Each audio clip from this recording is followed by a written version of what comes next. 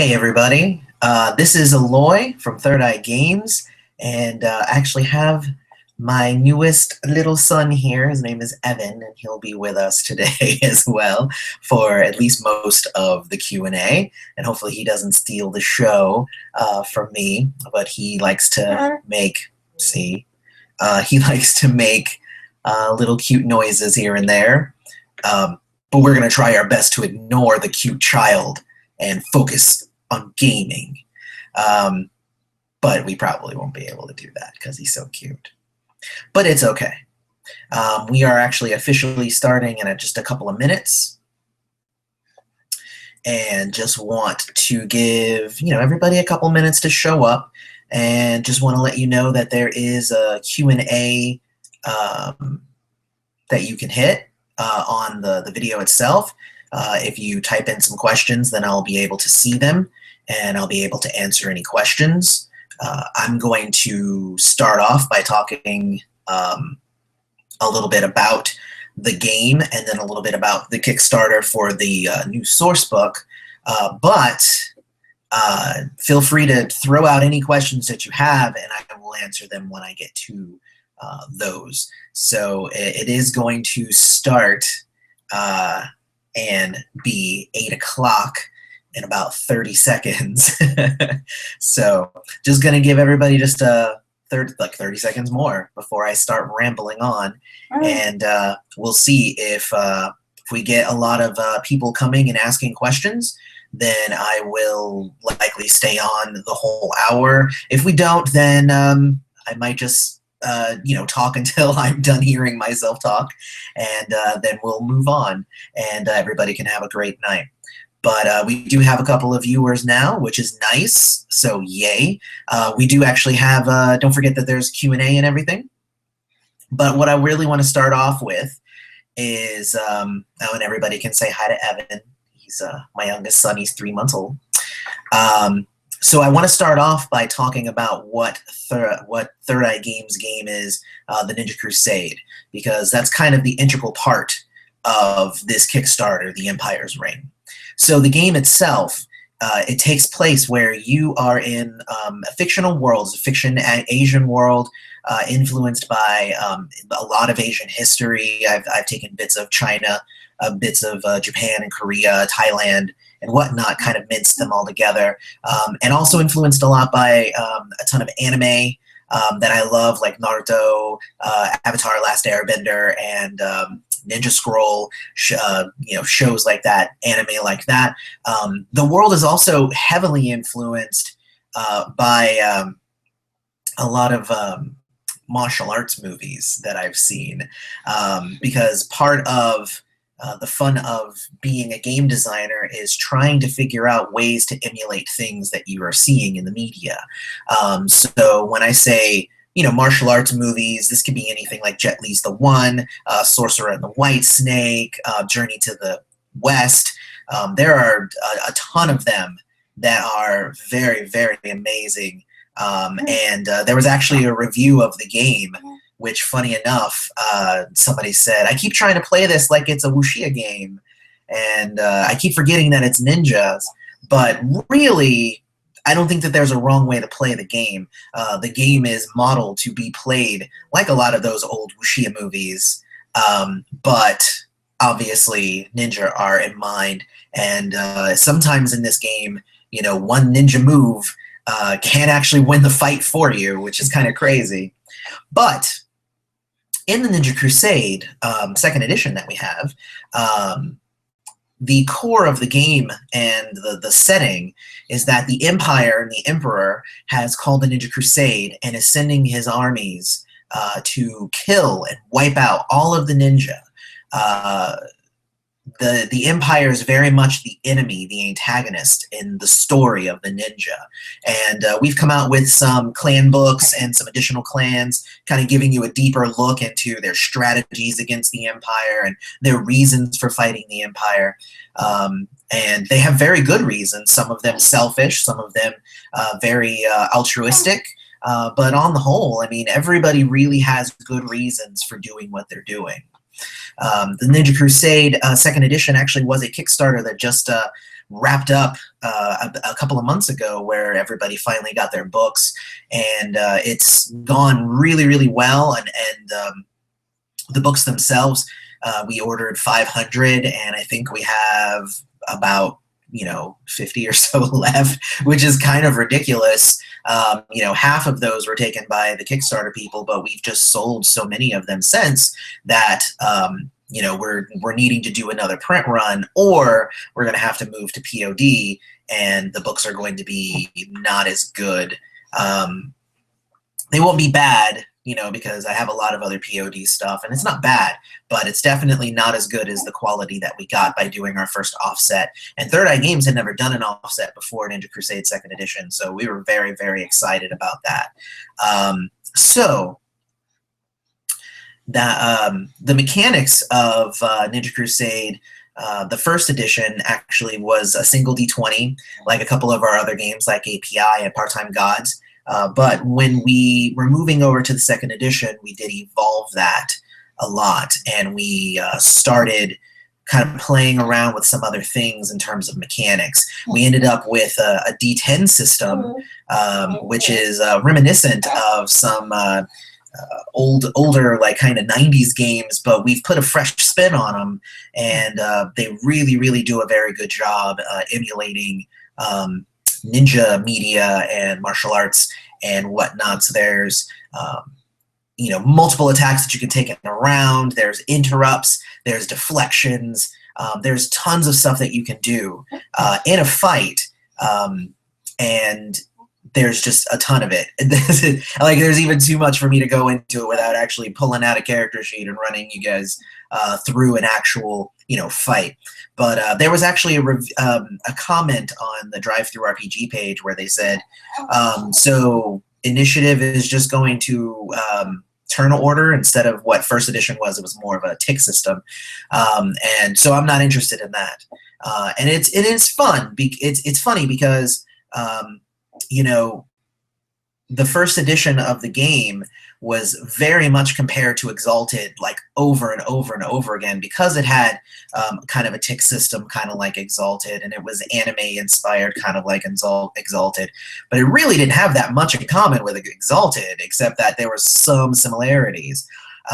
But now that the 2nd edition has come out, even though both games actually use a D10 system, no one has said that they're alike anymore. So I'm actually kind of excited about that. It means that there's a lot of people who are digging what we're doing, and they're not using that as a way to compare it to other things. They're taking it for what it is. So I'm very, very excited about that. We actually just got our first question, which is there going to be an official conversion system between 1st edition and 2nd edition? The answer to that would be no. The answer to that is no. We have not come out with a conversion guide or anything like that. Instead, what we did is we have converted all of the 1st edition stuff to 2nd edition for you. And that involves not only converting the existing material, hey baby boy, you smiling, that means not only converting the existing material, but allowing us within the new system to take some of the existing material and expand upon it. There are a lot of new tools and rules that we have written based on the fiction that we have in some of the books. For instance, in the Firebrand's book for the Business Bodygardeners, there's actually a brand new 99 styles called the Horimono, whereas before it was just a gift and it just gave you like an extra like bonus to something. But we were able to turn it into a whole like long, awesome addition to a character, where you were able to actually take the this concept of this like single tattoo that morphs over time, and really do something great with it. So yeah, we have not, we're not going to come out with a conversion system. All the new books that come out will be 2nd edition. So there won't be a need. We're not supporting 1st edition anymore, although those books are still available. If you did like 1st edition, if nothing else, I would think that you guys might want something to convert 2nd edition back to 1st edition, but even that's not It's not that easy because the two systems are very, very different. So hopefully I answered that question efficiently. So now I actually want to talk a little bit about the Kickstarter itself for Empire's Reign. Now, Empire's Reign is going to be the first source book that's going to be brand new just for second edition that we're coming out with for the Ninja Crusade. And what we're doing is we're turning it all on its ear, and we're actually making it so that this book is going to give you from the game from the Empire's perspective. So instead of we're ninja and we're being hunted by the Empire, and the Empire, ooh, bad, and the Emperor's crazy, and what are we going to do to survive? Instead of that, now you're going to be able to get into a different set of shoes, and instead of running for your life, you're the hunter. And a lot of the time, changing the perspective alters the entire game, and in an awesome way. This is actually a source book that I've had a lot of thoughts on since I even started with first edition, and just a lot of new stuff has just come to my mind in the process of working on the outline and developing it. And we've been recruiting writers. We have actually a few of the people who wrote on the second edition core book back, Maggie Carroll and Danielle Delisle, are just a couple there to help out with that. Oh, John D. Kennedy. So even just the three of them coming back to help out, as well as I'm going to be recruiting for some brand new writers. So of course, if you guys have any samples or whatever, feel free to send those in. And if the project grows large enough and I have a need for more and more writers, then I will definitely be looking to hire more people. So what can you expect from the Empire's Reign? Well, first off, again, completely different perspective of the game world itself. Instead of looking at different ninja the different provinces as ninja territory, the book is going to re-examine the entire Izu Empire as if it's a land book. And when I say that, I mean like the Land of Seed and Blossom, where it takes you through it like it's brand new with a brand new set of eyes. And I think being able to look at the devastation that this war is taking on the Empire itself, but looking at it through a soldier's eyes, a soldier who joined the Emperor's army in order to save his family from the ravages of ninjadom, because the ninja aren't necessarily, I mean, they're the good guys, but they're ninja, so they're sneaky and they murder people, and they don't always do the best things for their image. So propaganda against the ninja is actually very easy for the Emperor to utilize as a weapon. And obviously, the four exclusive types of Empire soldiers that are in the Ninja Crusade's core book will be playable now. Those four that you guys already know about are the Golden Lions, and the Golden Lions are the Emperor's ninja. They are kind of they don't really have a tradition or a history. Their entire thing is that they go out, they kill other ninja, and they examine their bodies and their jutsu and their everything, and they steal their techniques in order to use against them. So they're like going to be very mimicky, having a lot of mimic-ish powers, and also being able to steal abilities. I think that that's going to be a really fun kind of concept for our players, since they've had to fight it for so long. There's also going to be engineers, which are not your standard foot soldier, but they use explosives and gadgets. So that's going to be a really fun thing for us to develop and write. There's going to be a lot of throwing bombs and interesting ways of utilizing new abilities in existing equipment, and that's going to be an interesting group, I think, to write up, because the engineer's assignment is just fun. It's outside of what the rest of them do. There's also going to be the executioners, and the executioners are kind of the enforcers, the interrogators, and they're the anti-ninja. They have the power to negate ninjas' jutsu, which is a very powerful ability. So if a jutsu is like, I'm going to shoot you with a fire arrow, and they're like, no, you didn't. And I think being able to utilize those abilities too. I mean, the Wardens of Equilibrium have that a little bit, where they're able to drain ki and they're able to make it harder for people to use their jutsu. But straight out negation, that is in the hands of the executioners.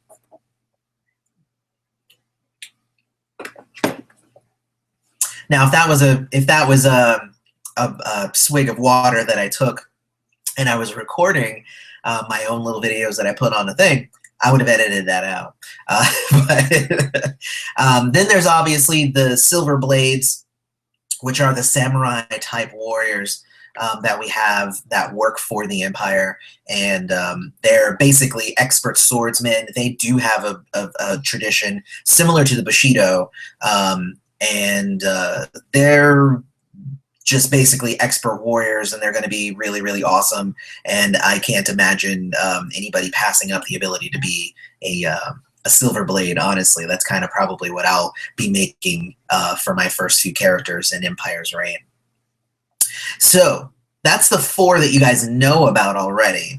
So I'm going to go ahead and I'm going to reveal a couple of things here. We have a couple of new things here. We have 4 other assignments that will be added to those 4. So we have the Black Sands, and those are actually soldiers who are going to utilize guns in a very kind of gun-fu kind of way. They're going to get a lot of awesome like sniper and trick shots and a lot of those kinds of abilities, and they're just pretty much going to be pretty awesome, and I'm excited to actually get started with the development of them, the Black Sands. The next one is going to be the Iron Breakers. There's a lot of talk about the Empire utilizing summoning animals, the celestial animals, in their army, and the Iron Breakers are where those come in. They're not only trackers and beastmasters, but they actually have the ability to wrestle celestial animals into their will, and they are crazy.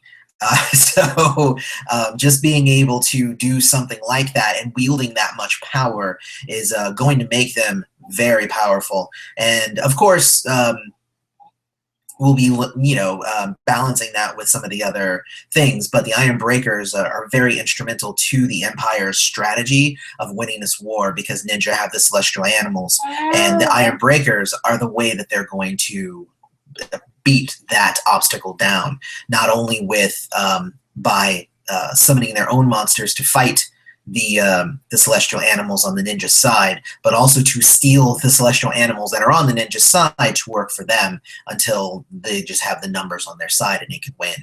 Because remember, a greater celestial animal is the size of a mountain, and having one under your control can easily just destroy an entire army in an instant.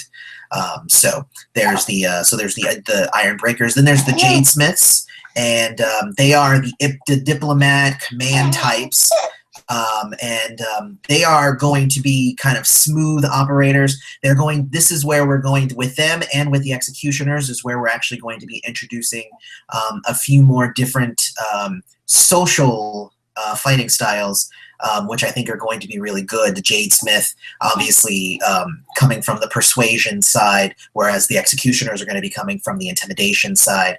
And I think it's going to be a really, really interesting kind of take on some of these fighting styles, where it's not about how hard you can punch, but maybe about, how the best words to say in an argument. So the Jade Smiths, really, really cool. They're going to have limited healing abilities as well, because they're more of the social characters. They're going to stay in the background, and in combat and whatnot, they'll be able to help their the other soldiers with them by healing. And then the last of the 8 is actually the Enlightened, and this is a new idea that we came up with. The Enlightened was something that was actually in first edition. and they're warrior monks that are able to basically tap into abilities that are not the same as jutsu, that are not requiring ki, and yeah, I think they're going to be really awesome. The idea behind the Enlightened is that they are basically the state-sponsored religion. It's the religion of the Izu Empire, and this monastery is going to be there and ready to take on the ninja. Who, if the ninja win, they would probably dismantle the monasteries because they don't really agree on the proper use of powers and abilities.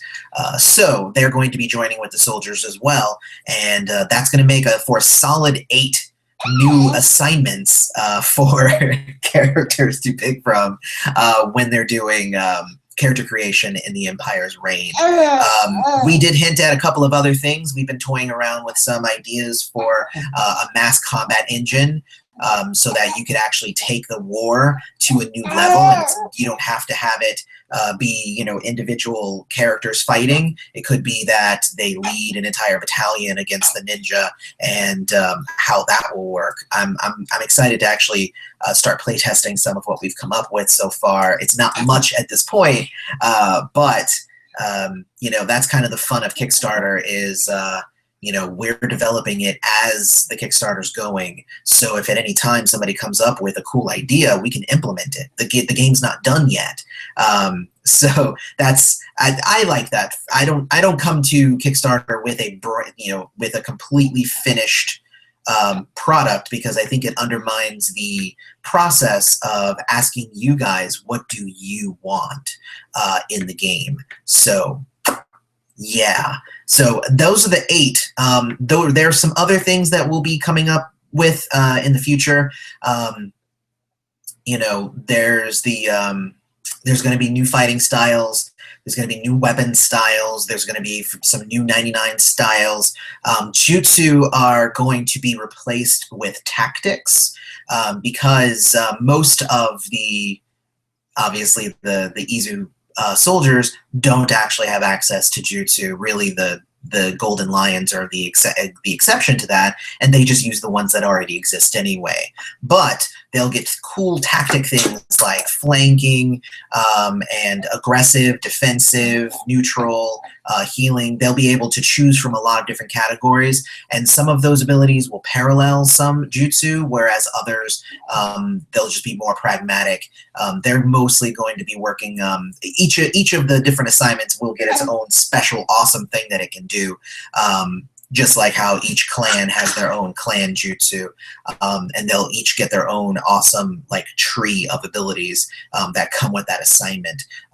But yes, so Empire's Reign, super excited about that, and obviously this is a Q&A, so I'm here to answer questions if anybody has any about the Emperor's Reign specifically. But if no one does, and if nothing pops up on my screen in the next couple of seconds, I'm going to go ahead and move on to talking more about some other things. So we're going to take a quick baby break. Hey, everybody. Anyway. So look at that. 2 questions popped up as soon as I said, I'm moving on if I don't get new questions. So let's go with this one. Since the celestial beasts are getting expanded, what about infernal powers or packs with darker powers like the Yami Kings from Mythos? That's actually a good question, but that's not actually going to be addressed in this book. Actually, even celestial beasts aren't going to get expanded on too much in this book, because the book won't be about the celestial beasts. They're going to be about that part of it is going to be about the Iron Breakers and their corruption of the celestial animals, not necessarily about talking about the celestial animals themselves. Because celestial animals have already been addressed in the core book, there's not any need to really kind of retread the same ground when we're talking about that from the Empire's standpoint. However, keep that in mind when I go on to the next topic after I talk about Empire's reign a little bit. So the other question that we received here is, can you talk a little bit about what new lore and history we might find out from the Emperor's perspective? Yes, totally. I mean, honestly, the way that history was interpreted for the core book was very much from the ninja's point of view. So it was, you know, we rebelled, and then we haggled, and we were protectors of the common people, and then we were pawns in the war to go and take land for the emperor, and then, you know, it's like everything was from their perspective. Of course, from the emperor's perspective, yes, the ninja were important to what happened. I mean, there's no way you can negate their relevance to the setting and the history that takes place. However, they're secondary to the hardworking people who are there doing the work every day. Like, it's kind of interesting, when you think of a ninja, you don't think of a ninja there working hard and doing it. Like, they jump in and they do some magic thing and something happens, and then they're gone. And you know, it's ninja come in, cause chaos, and then leave, and the wreckage that they left behind is often what the Empire has to clean up and what they have to deal with. So I don't want to go too deep into the exact lore or history, because again, the book is currently under development right now. So I could say something in it, it's not in there. But I will say that I think going through the times, but from the Empire's perspective, I think is going to be an interesting way to go, because we'll be able to really focus on the culture heroes, the non-ninja important people that existed in the world, and show you just how the ninja are viewed by the citizens throughout time. I mean, we know what they think of them now because there's a lot of propaganda and whatnot going on about them anyway. But even in the past, there have just been, the ninja have often been a secondary thing to everyday people. So we'll click that. Question is done, and yay. So one of the things that after the Empire's reign, and obviously if anybody has any other questions, feel free to throw them up there. One of the things about this Kickstarter was I kind of built it to grow. We have $15,000 as our initial goal, and that is going to cover the costs of, you know, everything for getting Empire's Reign completed, as well as doing a second print run of the core book, because it doesn't do us any good to have a bunch of source books for a game that you can't get in a really pretty hardcover anymore. So 15,000, it's not that much comparatively. I mean, there are a lot of other RPGs out there that ask for a ton more. I kind of do ask for the bare minimum of what we need in order to get the products out to the people. So 15,000 is going to cover, again, Empire's Reign, and then also getting a second print run done of Ninja Crusade. He dropped his pacifier. So, here you go, buddy. You ready? Okay. So, with that in mind, the question that did come up just a minute ago was, will we be expanding on dark packs with dark spirits and whatnot? Actually, yes, there will be a book called The Realms of Hell that we hope will fund. That would be nice if we can get everything in this one Kickstarter. Otherwise, we'll do a Kickstarter for it later. We do plan on doing a book called The Realms of Hell that will focus on demon hunters. It'll focus on how you can do pacts with evil spirits and how you can even travel to the world of hell, basically, and deal with demons and oni and whatnot. So we're very excited about that book, actually. It would be nice to get the funding up to be able to unlock that book. The other question was for the celestial animals, and yes, we actually will be doing a whole book to expand on their worlds, give you more about how dealing with them impacts the story and whatnot, and also being able to travel to the different celestial animal worlds, as well as dealing with the spirits of the dead will be covered in that book as well, because the celestial animals are often the guardians of the reincarnated souls that travel through their realms. Again, something that's covered in the core book, but it's mostly just touched upon and not really delved into too deeply. But, you know, there you go. But for every $10,000 that we get over our goal, we hope to unlock another book. I mean, we have more land books that we want to come out with. We want to come out with more clan books as well that will focus on the individual clans. But then there's also other books that we want to come out with. I'd actually love to come out with a couple of era books, maybe one for playing during the Second Ninja War instead of the first. I'm sorry, instead of the fifth that Ninja Crusade currently takes place in. But there's and then obviously the books like. We have a book called the Bingo Book that we're thinking of coming out with. Anybody who watches Naruto will understand that reference. And it's actually a book of like kind of dangers, some of the worst kind of rogue ninja and enemies that characters could come across, but also new dynamic environments and just threats in general. Kind of like a book, kind of like a bestiary a little bit, but not exactly. So it's not just going to be page after page of just, you know, things to kill. There'll be a lot of interesting story and a lot of interesting backgrounds for those kind of characters and creatures that you might come across. So I mean, there's actually a lot to grow on. I was keeping the stretch goals a secret, mostly because I actually would love for the backers to vote on which ones we'll be unlocking and when.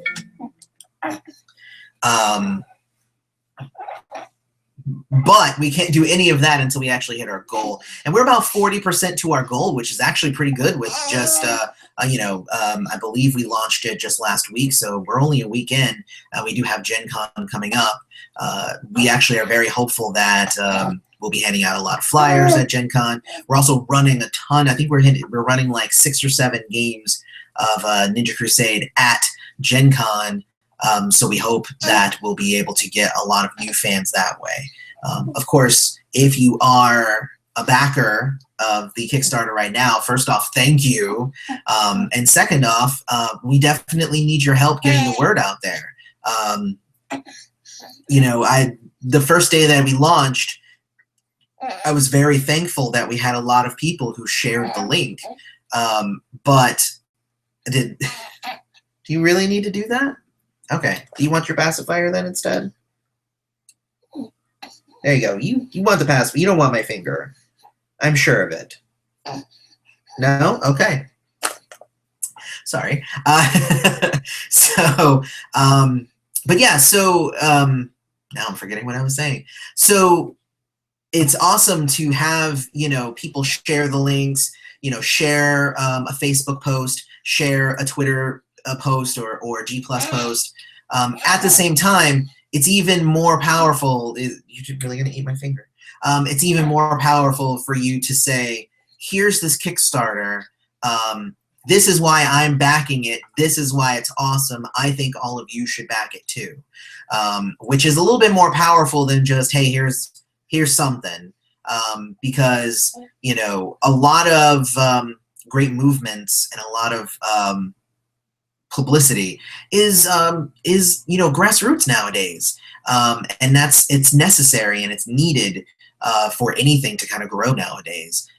So if you definitely want this Kickstarter to kick off, Like I said, we're about 40% now, but the faster we can hit that goal, the faster we can start proceeding to unlocking more source books and more material. So definitely get on that, everybody.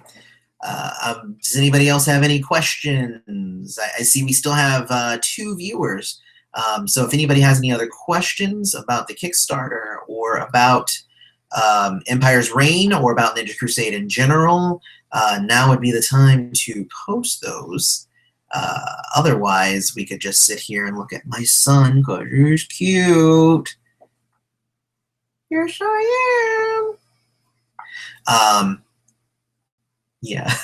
Sorry, I'm going to do this. You're not allowed to look at him. He's too cute. He's very distracting. He's even distracting to me. Like, I'm trying to do a Q&A, and it's just like, come on, man. He's super cute.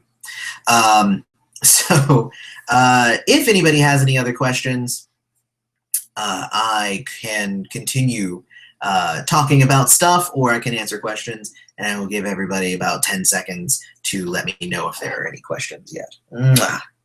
So.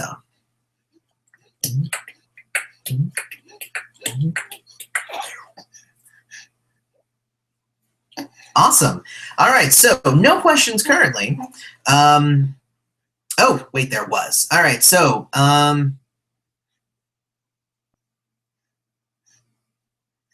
so the question here is, what about Kingdom loyalists that decide to break free and turn traitor, or ninja that decide the Empire's right?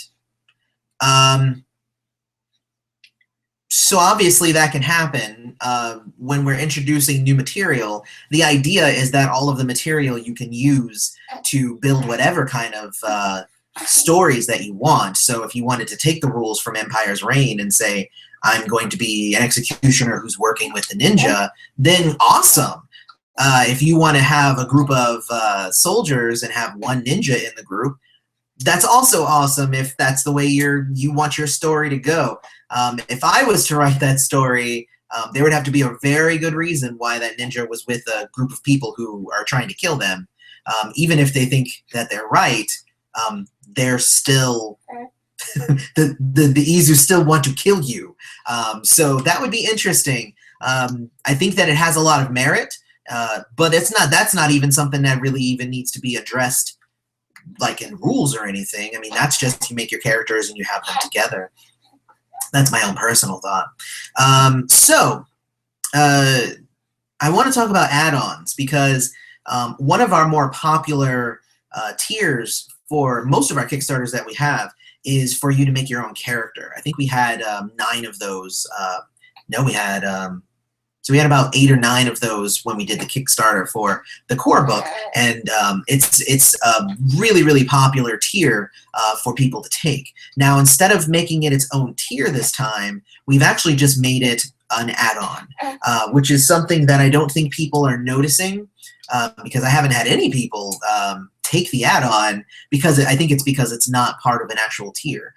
The reason for that is because as we grow, we're going to have a lot more tiers, and I didn't want to muddy it up with having to have yet another tier that also addresses whether you're going to have a character or not. I could definitely do that if the backers prefer, and if it makes it easier, but I think adding on the add-on is even easier in my opinion.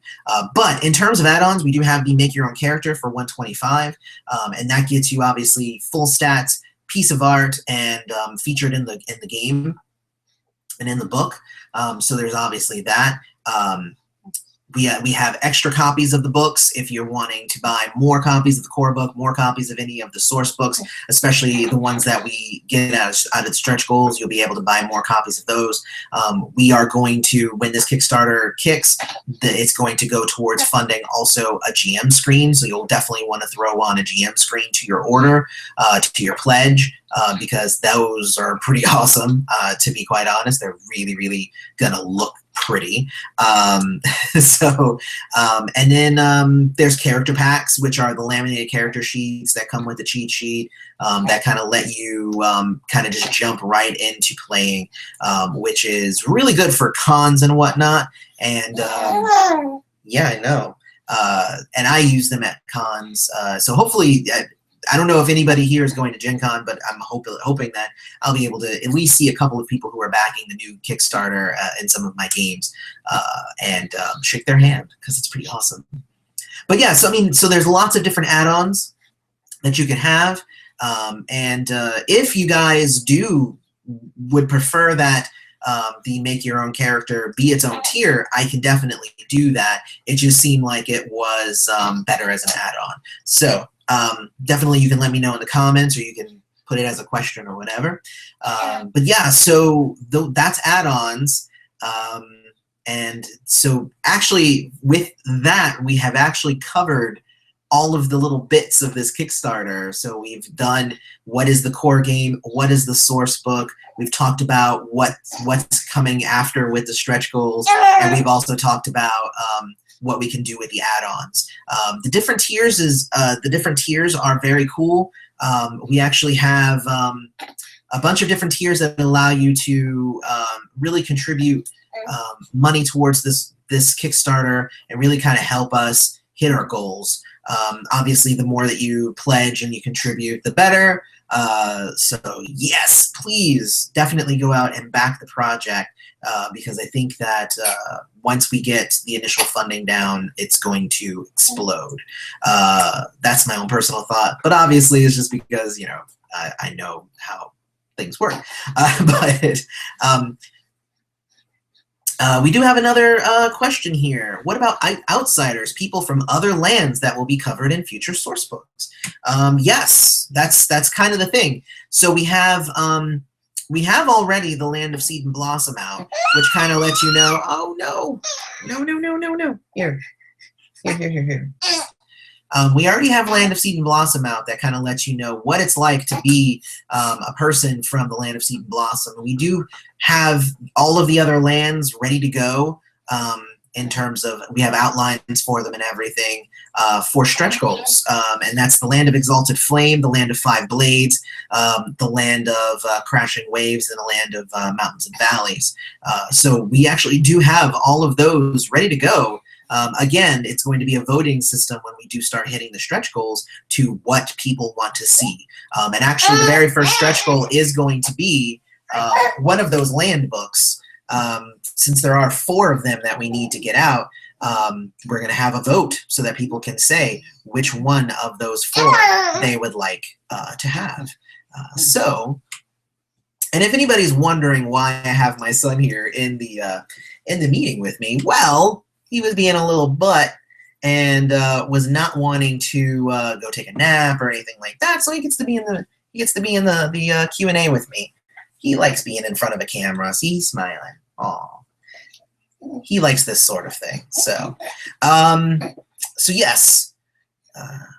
Yeah, actually, I think I've covered pretty much everything. So unless anybody has any other questions, I think I might actually go ahead and call this a day in terms of questions. But I am here for the next, let's say, 5 minutes. So let's do, does anybody else have any other questions? Because I think that that's why we're here, and I'm excited to answer questions. So we just need to have some questions, because I think I've rambled enough about this myself, just about nothing. You know, what's really cool about the clan books is that the clan books, for anybody who hasn't picked them up, and there are tiers for you to get all of the different books, but the clan books actually talk to you as like you are a new initiate into the clan, which is probably one of my favorite aspects of the clan books. And they are going to be, they are they're separated by elements. So we have come out with the fire brands, which are the fire element clans, which were the Blazing Dancers and the Virtuous Body Gardeners. And we've released the Truth and Lies, which is the metal aspected clan book, which was the Will of Iron and the Hidden Strands of Fate. So obviously there's going to be the water one, which is the Living Chronicles and the Grasping Shadows. There's the Earth one that'll be for the Wards of Equilibrium and the Pack of the Black Moon. And then there's also the Wood one, which will be for the Bamboo Herbalists and the Recoiling Serpents. So again, those are all like on the docket. So if we start hitting those stretch goals and we can really just get everybody out there to start really promoting the Kickstarter and really kind of get the word out, then we'll start hitting those stretch goals, and then we'll be able to start really talking about those other books. Right now, though, Empire's Reign is our focus, and even if we don't get any of those other stretch goals unlocked, we really want to get this book funded, and this second print run of the core book funded, because it's going to be an amazing book. And I think I actually put that it's going to be between 100 and 110 pages on the Kickstarter page, but from the development standpoint, it's looking like it's going to be more like 120, possibly 130 pages at this point. So I'm looking here. What about, so the question here I have is, I got asked by my daughter, what about clanless ninja or loyalists that don't take on a clan? I'm not really understanding the question. Obviously, there are clanless ninja. They're called Ronin. So yeah, they're already addressed in the core book. You can already be a clanless ninja. Oh, I think maybe the question is, what if, is there going to be a book for Ronin? That's actually a really good idea. All right, so I'm going to say yes. I will add that to the docket. There can be a book for Ronin if that's what people want. Again, if people want a book on Ronin, I will definitely create a book for them. The idea behind this Kickstarter would be that if we could get enough people really jazzed about the setting and really jazzed about the game, and we could get the funding for multiple books, then we could actually have a whole schedule where instead of releasing one book a year or one book, 2 books a year, we'd be able to start coming out with a string of books, a bunch of books, lots of books, maybe one a month or one every couple of months. And that's kind of the goal here. I would love to have that. I have really good writers, and I have some developers on deck to start taking on these projects. And it's just all about getting the funding. So again, if you are already backing the Kickstarter, I love you. You're the best person ever. And if you can even go out there and help other people understand what it is that you love about the game, then that is going to bring us closer to our goal. If you read the risks section, there isn't any risk really. I've been doing this for years, and I've yet to fail on a Kickstarter. And I think that represents a lot right there. We have funded every Kickstarter we've done, and we have delivered on every Kickstarter that we've done. We have yet to not be able to fulfill something because I do really good budgeting. So, we make sure that we're going to be able to use the money the way that it's intended. All right, so we do have another question. It says, that's what I was asking, but was having too many people chatting to, okay, yes, so, yeah, exactly, right. So the question is, the person who was asking about a Ronin book was just clarifying that, yes, that's what they were talking about, and that's cool. So yes, really, just everybody, if you can help get the word out, Gen Con is coming up, so if you're interested in playing in any of the game, I think there's a couple of slots left open in some of the Ninja Crusade games at Gen Con this year. So help us. Sold out games are always better than non-sold out games. So please feel free to come and play in one of those. We obviously do take generics. Yeah. So with that in mind, I think that's actually a really good Q&A, and I appreciate the people who came out and asked some questions. Again, if you have any other comments or whatnot, please put them in the comments section. This will be posted on the Third Eye Games YouTube page. The first video since like February. I've been very, very busy with this guy.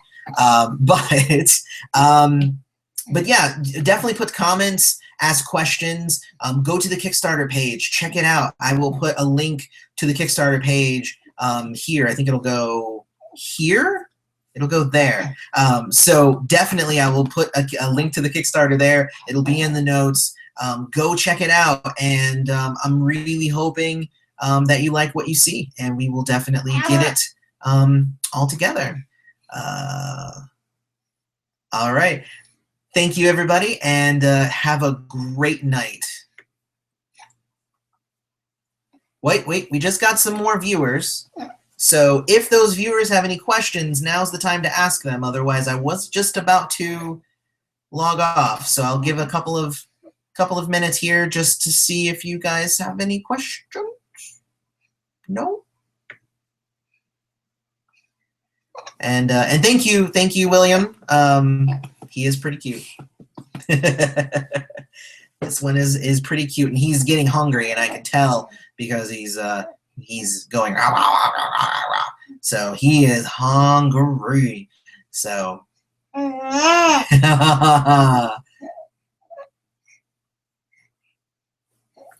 you like being on the camera? That's so nice.